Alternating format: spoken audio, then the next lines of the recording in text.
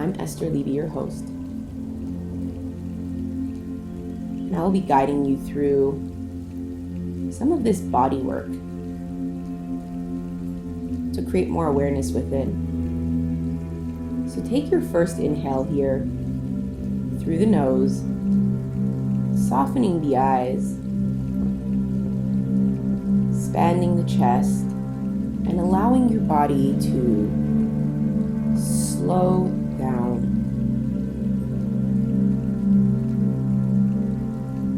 And softly exhale through the nose, sealing the lips, relaxing the jaw, noticing if your teeth are clenching.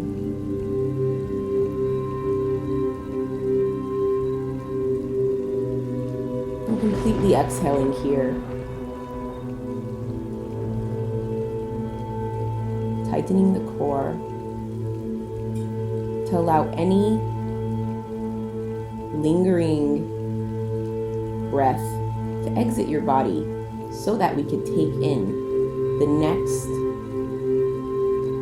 breath of fresh oxygen completely. So inhale again. What we're doing here is just observing the thoughts, just monitoring what is going on, what sensations are coming up as you bring more awareness into your body.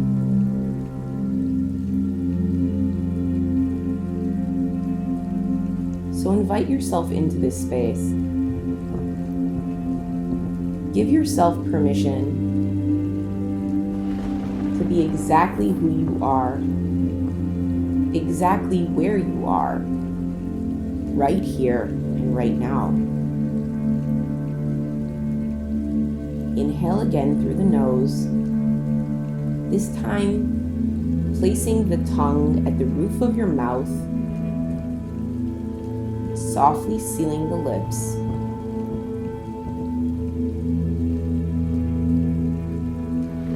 Relaxing the eyebrows and noticing if there are any parts of your experience right now, parts of your body or any muscles that begin to tense up as you attempt to relax in this space.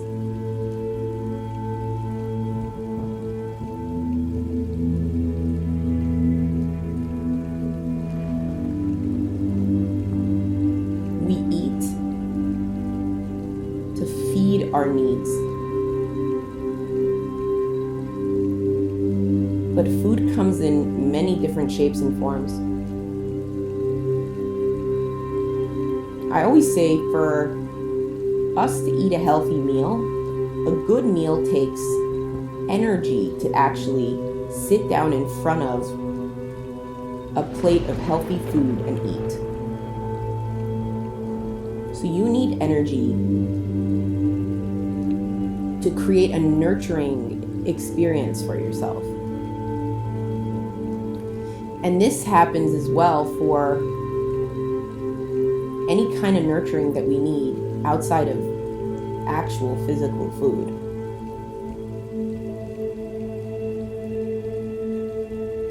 So to find time for nurturing,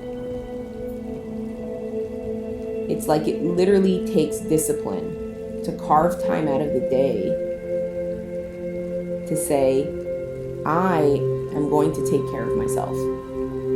I'm going to feed myself.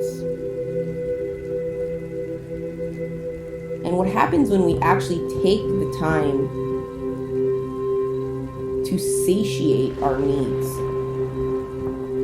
And we're not talking about a compulsive experience. We're talking about a disciplined act of nurturing is very, very serious. When we approach our day,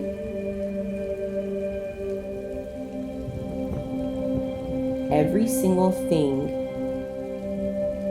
and every single person that we approach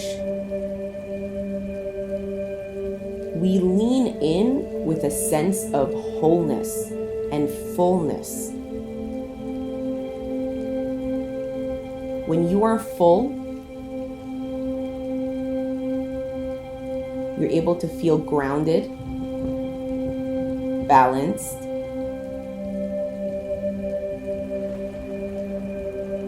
and your nervous system's in check. So not only are you in a space of like complete and full wholeness, as in the human that you are, but you are also in a space where you're able to be completely open to listen to the other person.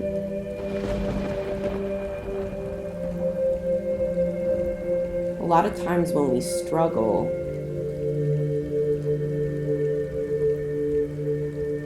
when we listen to somebody else and we begin to feel vulnerable and sensitive, when we say the words, I am vulnerable or I am sensitive, we are usually sensitive to what the other person is conveying or communicating. Most of the time, what the other person is communicating is their own opinion of their own experience.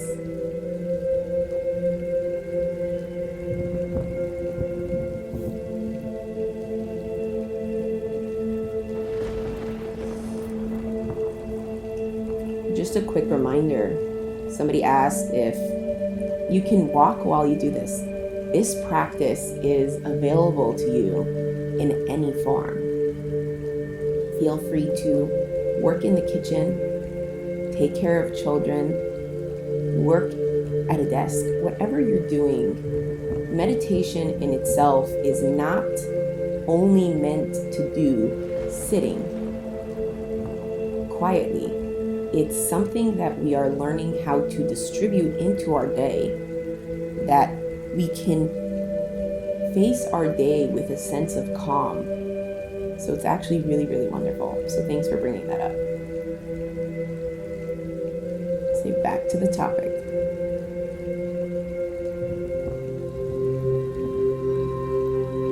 When we are feeling whole,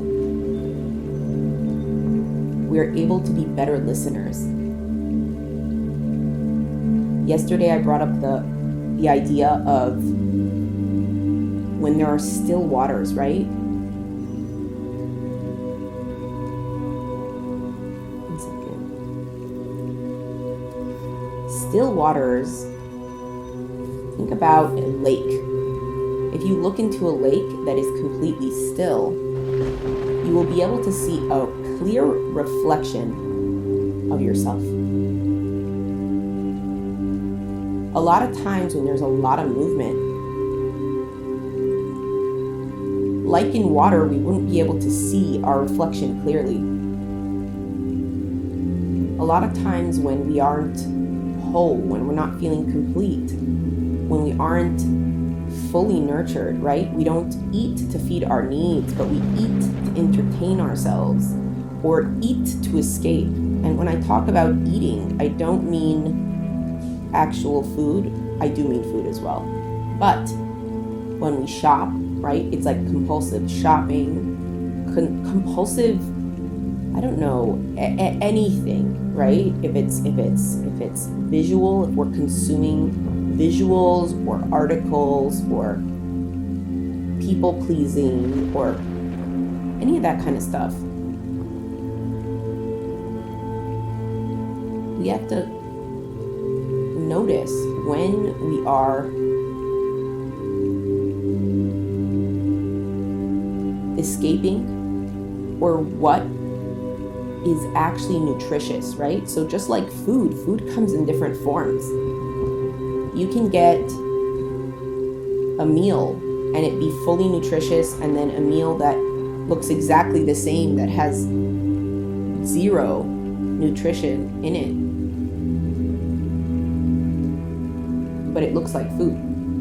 And the same goes with with any experiences, right? So like even with shopping or just nurturing ourselves, like self-care got such a bad rep because so much of the way it's consumed is very compulsive. So every single one of these acts can be done, like reading, talking on the phone. It can all be done and be extremely nutritious if we're coming from a space of calm, and we lead with, I'm going to do this to create a support system for myself, to create wholeness within, to feed my needs. I will eat to feed my needs. Where we run into issues is when we're unsure why we're doing something. And it takes effort. It takes effort to plan or to pay attention to what feels like love.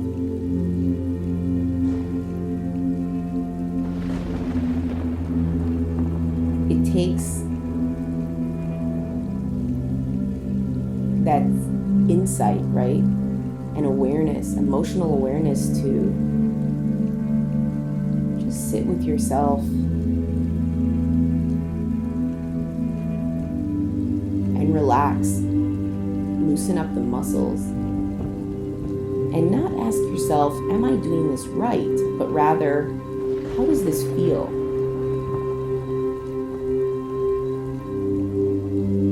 The best way to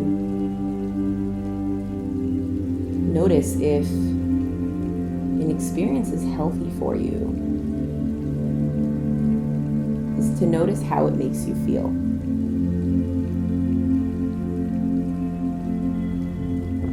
Is there room for you? Does it make you feel like your best self? And for some of us, we're unsure what our best self feels like. So I want you to take a moment and think about your day yesterday. And think about one task that you did that made you feel like your best self. Where did you feel the most comfortable? It's not about how good you are at something, but just how good you feel when you do it. And I'll quote James Franco here. He said once, somebody asked him, why do you do so many things? He's an actor, and he's a painter, and he wrote a book, and he teaches. And he does many creative things, and somebody said to him, why are you doing so many things? It's impossible for you to be good at everything. And he said, it's not about how good I am at it, it's how good it makes me feel.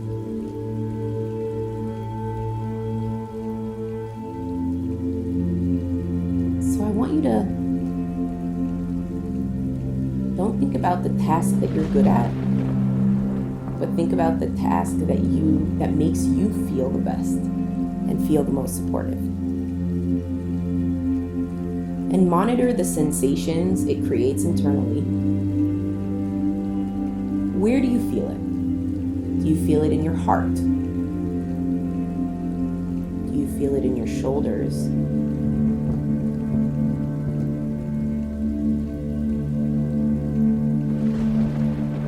Where do you feel it?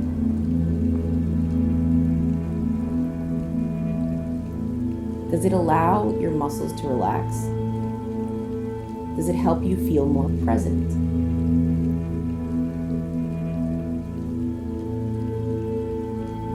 Does it help you feel more authentic?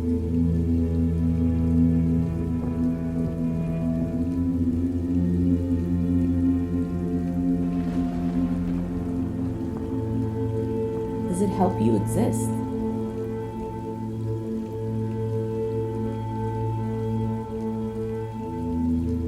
And now just ask yourself, was there a way for that feeling to follow you into your day?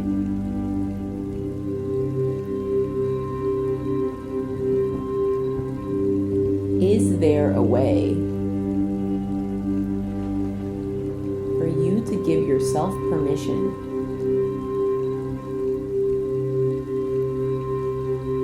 to be that person completely today?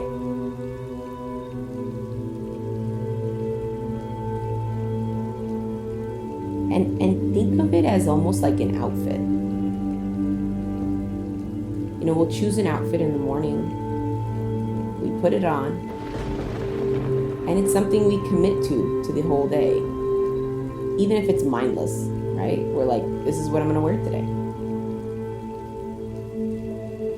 Emotionally, it's so important to commit to feeling good. It's the fundamental idea of eating to feed your needs. Just like with clothes, right? You clothe yourself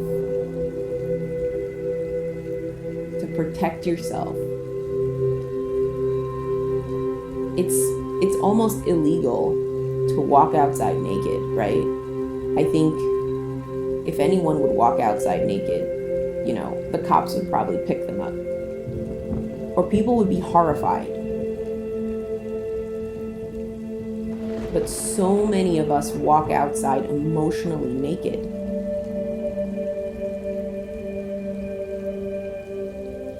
And we're feeling so raw and so sensitive. And for some reason, it's just acceptable. So I'm not saying not to make it acceptable. I'm just saying to create a little bit more mindfulness around the concept of emotional nourishment.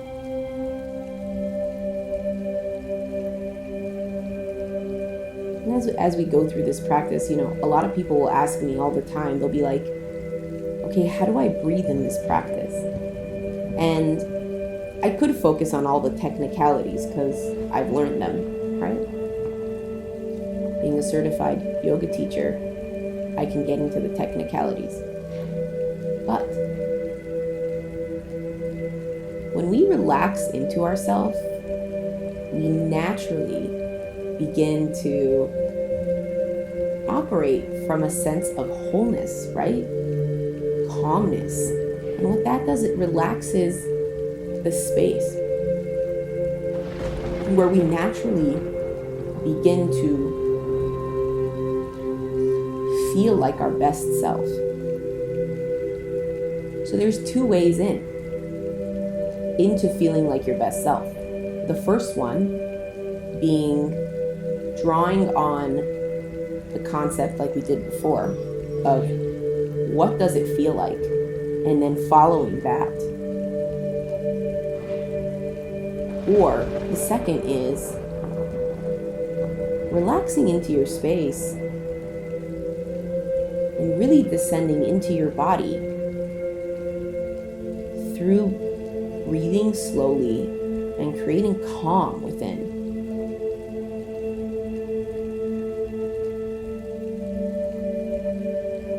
It's a very different experience when we eat to feed our needs and we just compulsively eat.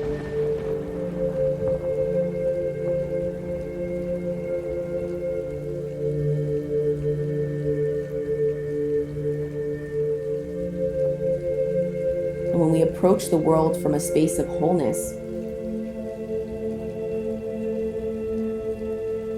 and fullness,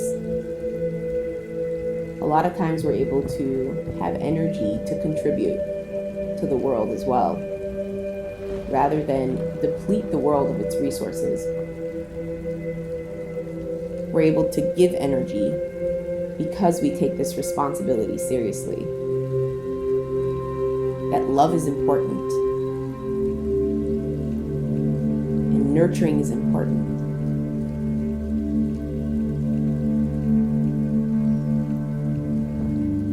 Take another inhale through the nose. Eat to feed your needs.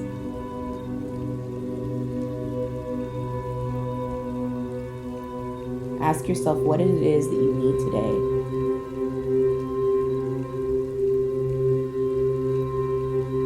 Softly exhale.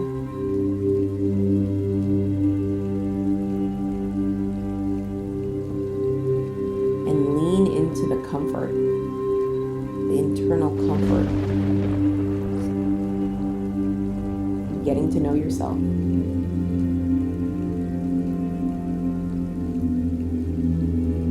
And loving that person.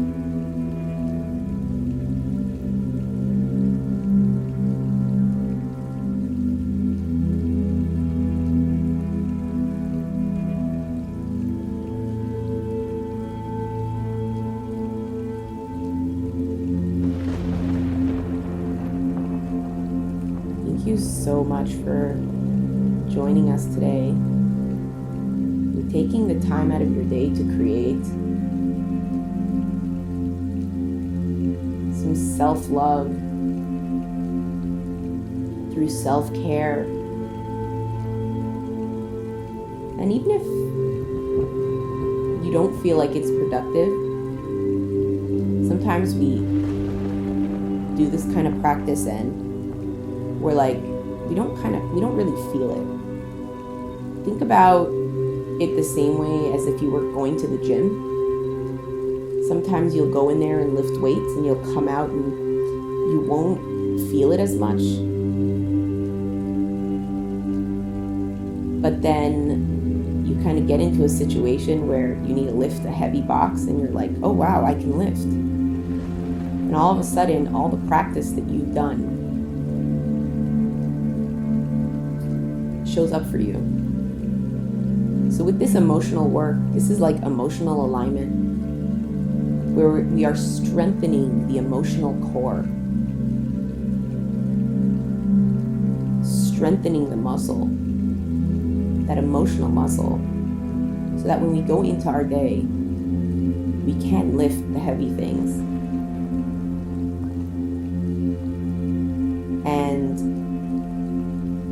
And we have we have the strength to do it.